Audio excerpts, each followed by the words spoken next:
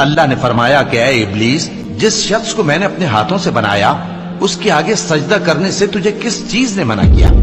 کیا تو غرور میں آ گیا یا اونچے درجے والوں میں تھا؟ بولا کہ میں اس سے بہتر ہوں کہ تو نے مجھ کو آگ سے پیدا کیا اور اسے مٹی سے بنایا۔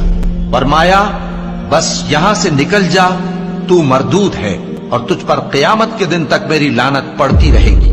کہنے لگا کہ میرے پروردگار، اچھا تو مجھے اس روز تک کہ لوگ اٹھائے جائیں مہلت دے۔ فرمایا کہ تجھ کو مہلت دی جاتی ہے اس روز تک جس کا وقت مقرر ہے۔ کہنے لگا کہ مجھے تیری عزت کی قسم، میں ان سب کو بہکاتا رہوں گا سوائے ان کے جو تیرے چنے ہوئے بندے ہیں۔ فرمایا ٹھیک ہے، اور میں ٹھیک ہی کہتا ہوں کہ میں تجھ سے اور جو ان میں سے تیری پیروی کریں گے سب سے جہنم کو بھر دوں گا۔